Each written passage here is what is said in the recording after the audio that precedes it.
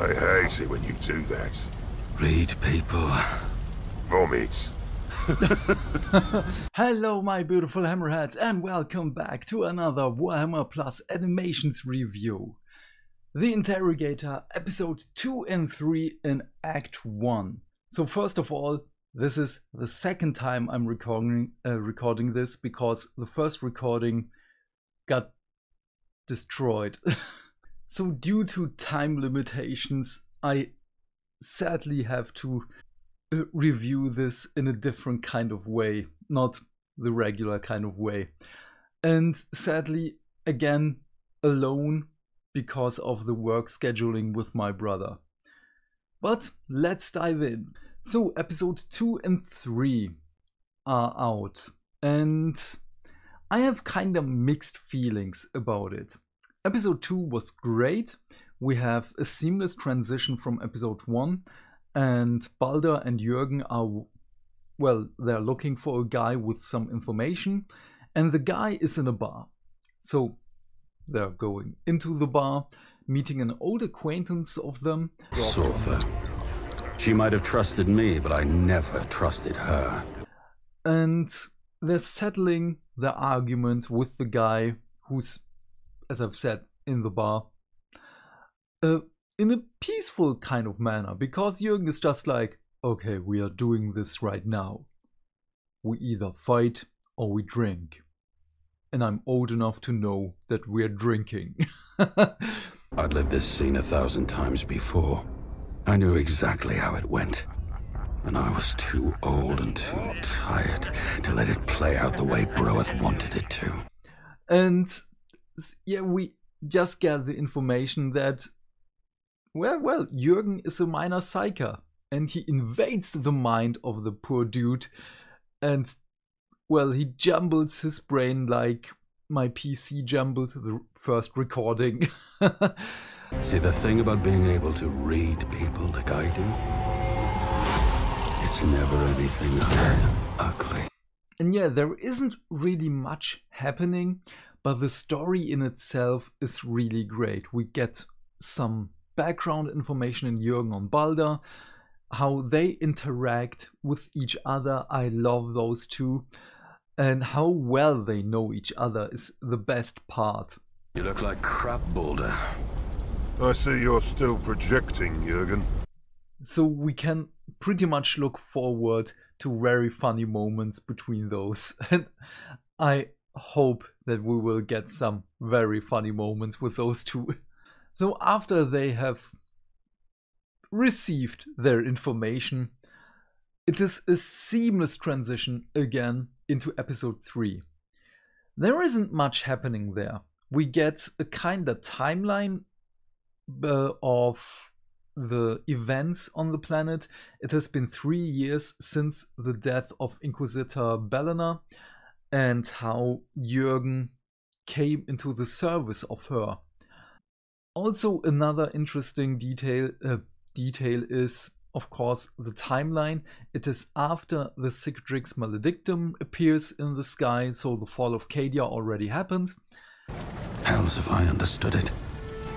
But I know enough to understand the game we were losing started long before this particular piece was pushed over.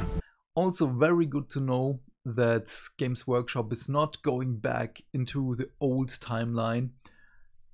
Thumbs up for that. And yeah, that is basically it. What's happening in episode 3? They're just walking around through the city towards their destination. They're seeing many poor and injured people, and yeah, those people are just augmented with different stuff.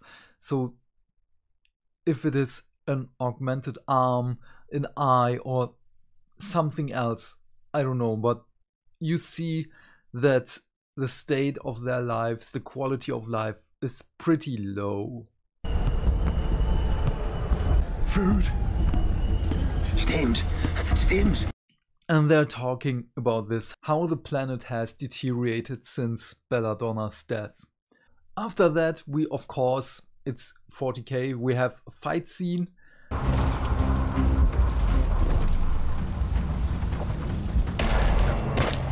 And at the end, the character of Toby Longworth just pops out of nowhere, holds Jürgen at gunpoint, and that's it. Yes, it's... Ado sends his regards. The Lannisters sends their regards. Episode 2 was great. I really liked it. Episode 3, I was already forewarned by Skywatcher Adept, and yeah, I sadly have to agree.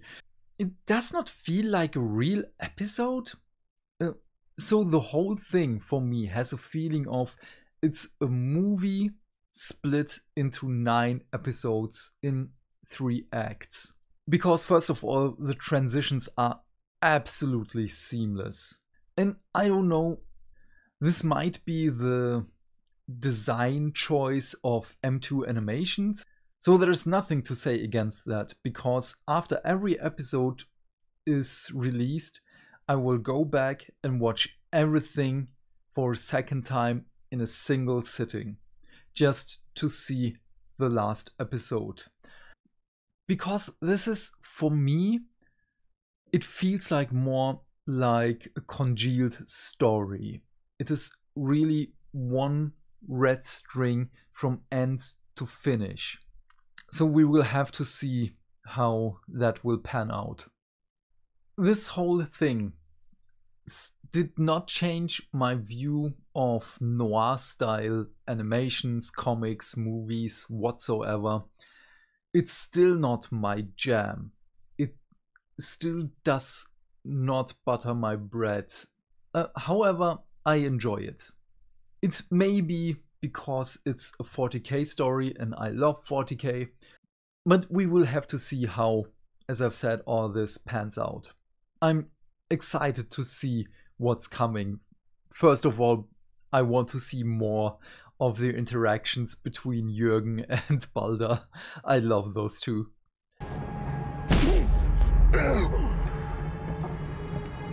So between Act 1 and Act 2 there will be a short pause, so a Hammer and Bolter episode. I guess between Act 2 and 3 will be the same, with another Hammer and Bolter episode. And as of releasing this video right now, the release schedule of the Warhammer Plus animations is a bi-weekly release, and maybe however fast the new animation studios, because my guess is that Games Workshop hired more studios, are working, that we will get every other week release schedule by the end of Act 3. But we will have to see. This is just purely me speculating right now. But yeah, all in all, great first episode for Act 1. Great second episode. Okay third episode.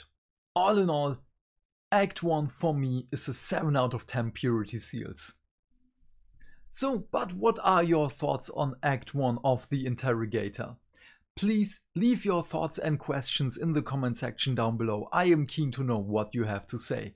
And while you're down there, do all the YouTube stuff, because hitting buttons is fun. Have a great day, my friend. Stay fantastic. Stay hydrated. And I will see you in the next video. Bye!